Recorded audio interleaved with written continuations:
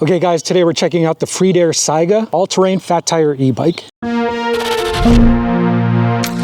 Okay, so on first glance, we have a 6061 aluminum frame, no rear suspension, but looks like you have some mounting points over here if you wanted to add a rear rack. And I think the main highlight are these big fat 26 by 4-inch tires. Definitely something that can handle off-road terrain, but in my opinion, this would actually be really good for commuting because you can ride it in the bike lanes, you can ride it in the street. All right, so let's just go over all the features. So the first thing that you'll notice is the 26 by 4-inch Kenda fat tires with the dual sport tread over here. Now I kind of wish it came with a front and rear fender, just because if you're riding it in wet conditions, you're definitely going to get some splashback. We got the integrated front headlight. It's not super bright, but this should be good enough for riding at night. Here's the front suspension fork with 45 millimeters of travel with the preload adjustment as well as the lockout. We also have the Tektro hydraulic disc brakes with the 160 millimeter rotor, mountain bike style handlebars, ergonomic rubber grip over here, display controls, center mounted color LCD display. Now this does have a smart app integration, so I'll show you guys in a second what that looks like. Shimano 7-speed shifter and a right hand thumb throttle. Now for power, we have a UL certified 48 volt 20 amp hour removable battery. So this should give you a pretty decent amount of range depending on your terrain and rider weight. Here's a look at the wide SR saddle seat. Plenty of cushion to absorb some bumps. We have an integrated rear taillight, but it is battery operated. There's a switch right here. So just keep that in mind. It's not wired in, so you'll probably have to replace the battery. Here's where the controller is mounted. We got Wellgo pedals. Another look at the Tektro hydraulic disc brakes in the rear. Also 160 millimeter rotor. Now in terms of power, it has a 750 watt rated 1000 watt peak rear hub motor with a torque sensor and 3 riding modes. And the total weight of the Freedare Saiga is 79.3 pounds. Now in my opinion, it's not that heavy, but it's also not very light. Dedicated storage is probably ideal for something this size and weight, but if you had to carry it up a flight of stairs, it's possible, but it might not be that easy. All right, so now let's go over all the features on the smart app. All right, so let's open the Freedare app. Okay, so then we hit this icon on the upper left, connects the bike. This is the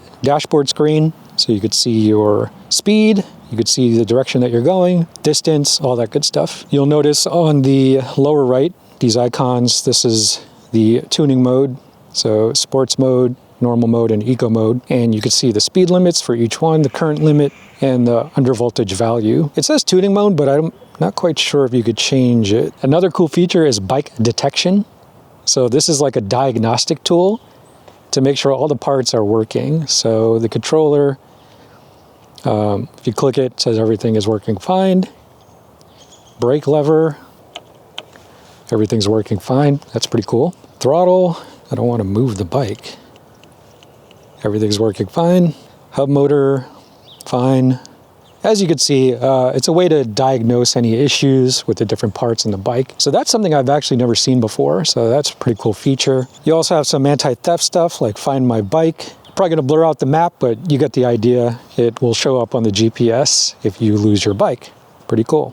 So lock mode, and turns the bike off. So I'm assuming you can only unlock it with the app. Pretty cool, really nice integrated anti-theft stuff. Obviously, I would also recommend using a really heavy chain, a kryptonite chain, and not just the smart features on an app. You could also save your routes, and you have device management, settings, language, display unit, change it to miles, IoT upgrades. I feel like a lot of these bikes now are coming with smart app integration. Your mileage will vary if you find that stuff necessary. You do have to create a login, so there's probably some privacy issues with that for most people. But if you're into smart tech, then it's pretty cool that it's all integrated within the bike. Otherwise, you'd have to get separate devices to mount, like an AirTag and things like that. So now that we've gone over all the features of the Freedare Saiga, let's take it out for its first ride.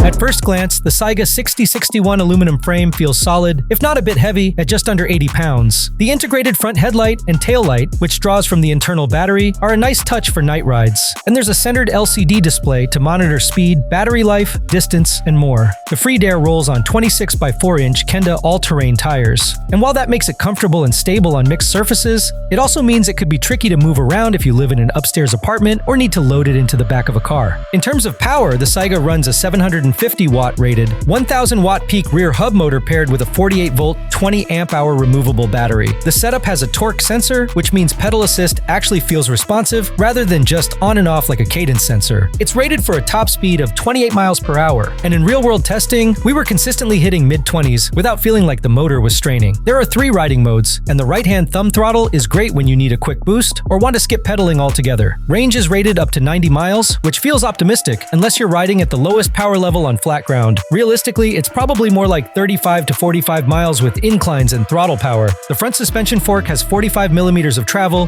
which helps absorb shocks, while the hydraulic disc brakes provide decent stopping power for the weight of the bike. But here's where it gets tricky with no rear suspension. So while the fat tires, wide SR saddle seat, and front fork help, the back end can get jarring on uneven terrain. If you're someone who plans to do actual off-road adventures, this might not be the right ride, but for city commutes or light off-roading, you'll probably be fine. For the tech inclined, the Freedare Smart App is an interesting feature. It includes anti-theft, GPS tracking, riding history, and even intelligent diagnostics, which helps flag any mechanical or electrical issues. All right, first ride with the Freedare. On first glance, I already know this bike is a little too big for me. Yeah, I won't be able to flat foot the bike, but easy enough to pedal once I'm riding. Here we go. Mount on. Okay, no throttle, just pedal assist level 1. Now I do find that my stance is a little further forward than I typically like it, but it's also probably just a bigger frame than I'm used to because the bars are angled as much as they can be. Okay, so right off rip, I really like the tune of this torque sensor. It's really calibrated to the very subtle movements that I'm doing with my pedaling here. It's not just blasting volts into the motor, it's subtle, responsive.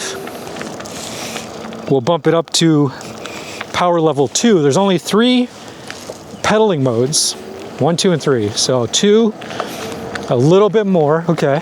1 revolution of my pedaling gives me a lot of power. So this is something that would probably be ideal on open road, open bike trail, and we'll bump it up to power level 3 or pedal assist 3. And yeah, full power right off the line. Now we'll give it some throttle, a little pedaling. We'll transition to the grass. Now there's no rear suspension, so not super comfortable, but the 26 by 4 inch fat tires will absorb some of the shock, not all of it. Front fork feels good.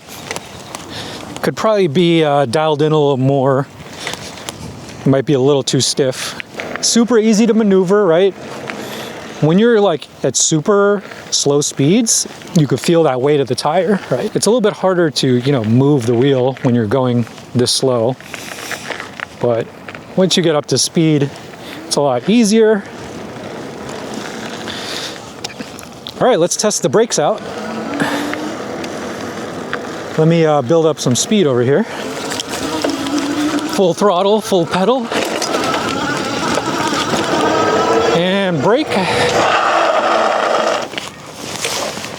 Decent stopping power. We've reviewed a lot of these MTB fat tire e-bikes in the past, so you get that familiar feeling. I think what really stands out to me is the tune. The torque sensor is calibrated really, really well.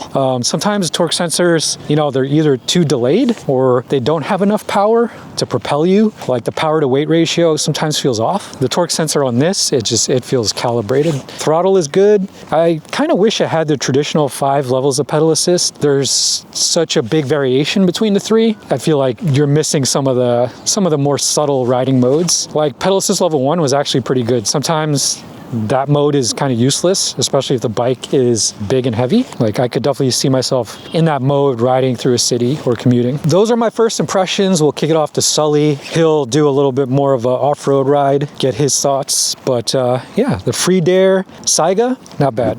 So we're on the Freedare now. We're gonna check it out, see how she is. Just going straight into mode 3 here. But we're gonna go from pavement to grass to mud to dirt, and maybe through some rocks over here too, why not? Really see what these fat tires are all about. It's exactly what you buy them for. Some loose terrain. but we all know to get to loose terrain, so most of the time you gotta go somewhere hard packed. But yeah, I mean, super nimble bike. Steering feels really good. I like the flat bars, those are really nice. Suspension feels pretty good in the front. It's pretty stiff, which is good. That's what you want, especially for the heavier riders.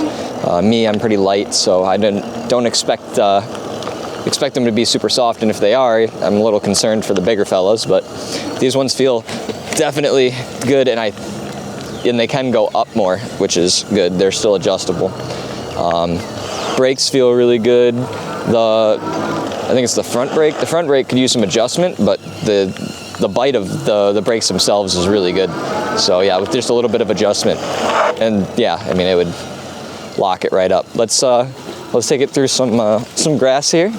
So the hardtail, obviously a little bumpy, a little rough, but it's manageable. Let's just stand up. The front shock's not really doing like a whole lot. Like I said, maybe I'll make them a little less there. So yeah, now they're a little softer there. They might do something now. Yeah, that's much better. Yeah, I just loosened it like one click and it made a world of a difference in the front. But yeah, so let's cut some corners here and go up this hill and see how that does.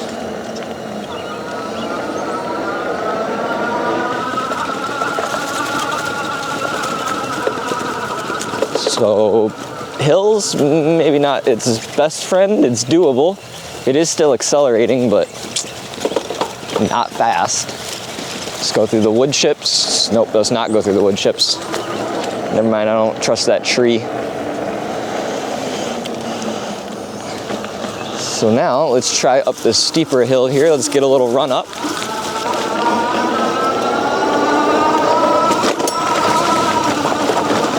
Okay, yep, it made it. So like I said, I mean, you know, fast up the hill? No. Up the hill, it made it, yes. So could definitely use a little more power. I haven't really been pedaling, but pedaling doesn't really do a whole lot with these bikes. Those brakes putting in work. Going through that mud and loose terrain. Let's try some pedaling here.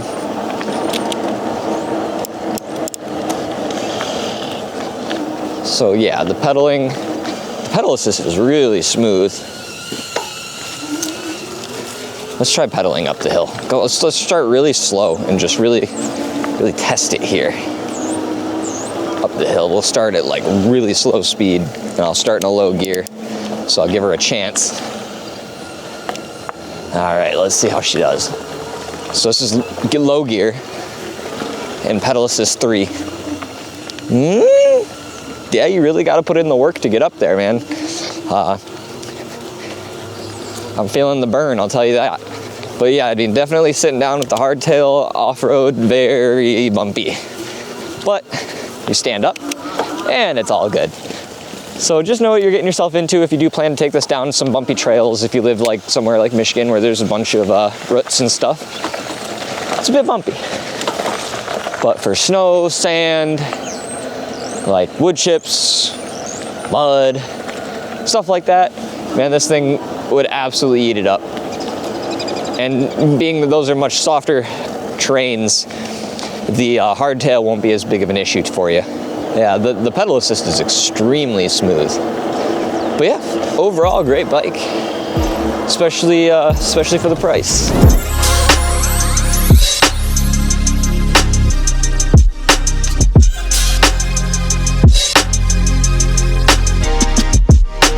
So here's what we like. The Freedare Saiga isn't trying to be the fastest, lightest, or most aggressive fat tire e-bike on the market. Instead, it balances tech, ride comfort, and decent power in a package that leans into modern commuter needs while still capable enough on mixed terrain. The torque sensor, smart diagnostics, and GPS features give it an edge over similarly priced options. But if you're looking for a true off-road machine, the lack of rear suspension and the absence of fenders might leave you second-guessing. This is not an ultra-light trail bike, it's more like an all-terrain cruiser with smart tech. Still, for its price point and feature set, But the Saiga finds a nice middle lane. So what do you think of the Freedare Saiga? Is it the all-terrain fat tire e-bike you've been looking for? Or do you want more? Let us know in the comments below, and we'll see you guys in the next video.